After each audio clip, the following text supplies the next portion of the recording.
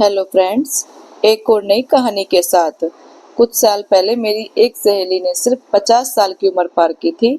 लगभग 8 दिनों बाद वह एक बीमारी से पीड़ित हो गई और उसकी जल्दी मृत्यु भी हो गई। ग्रुप में हमें एक शोक संदेश प्राप्त हुआ कि दुख की बात है, वह हमारे साथ नहीं रही। 2 महीने बाद मैंने उसके पति को फोन किया। ऐसे ही मुझे लगा कि वह बहुत परेशान होगा, क्योंकि ट्रेवल वाला जॉब था। अपनी मृत्यु तक मेरी सहेली सब कुछ देख लेती थी। घर, अपने बच्चों की शिक्षा, वृद्ध ससुराल वालों की देखभाल करना, उनकी बीमारी, रिश्तेदारों का प्रबंध करना, सब कुछ। वह कहती रहती थी, मेरे घर को मेरे समय की जरूरत है। मेरे पति चाय कॉफी भी नहीं बना पाते।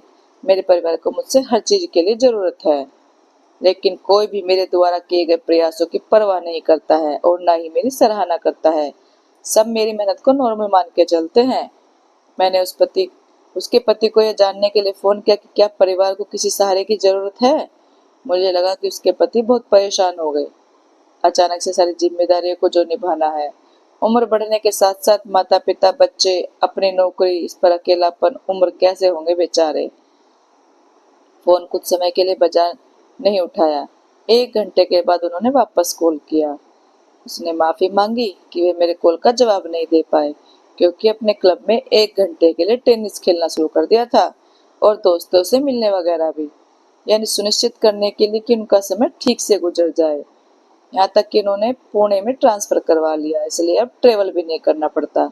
घर पर सब ठीक है? मैंने पूछा। उन्होंने जवाब दिया, एक रसोइया रख लिया है, थोड़ा और पेमेंट किया तो वह किराने का सामान और सब्जी फल वगैरह भी ला देगा। उन्होंने अपने बूढ़े माता पिता के लिए फुल टाइम केयर टेकर लगा रखी है।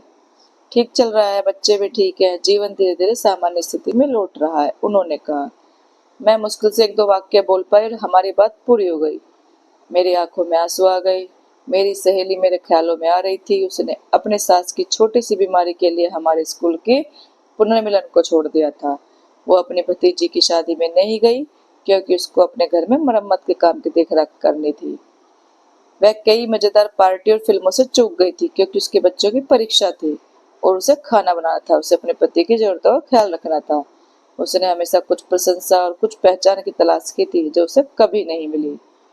आज मुझे उसके कहने का मन हो रहा है, यहाँ कोई भी अप्रिय नहीं है और कोई भी याद नहीं किया जाएगा। यह सिर्फ हमारे दिमाग का भ्रम है। शायद यह सांत्वना है, या यूं कहे कि हमारे समझाने का तरीका है। जब आप दूसरों को खुद से पहले रखते हैं, तो वास्तव में आप यह भी दिखा रहे होते हैं कि आप पहले नहीं हैं। उसके मरने के बाद उन्होंने 2 और नौकरानी रख ली और घर ठीक चल रहा था। इसलिए मन का यह वहम हटा दो कि मैं ही अपरिहार्य हूँ और मेरे बिना घर नहीं चलेगा। सबसे महत्वपूर्ण बात यह है कि आप अपने आप के लिए समय निकालें, अपने दोस्तों के साथ संपर्क में रहें, बात करें, हंसे और आनंद लें। अपने शौक भी पूरे करें, अपने जुनून को जियो, अपनी जिंदगी को जियो।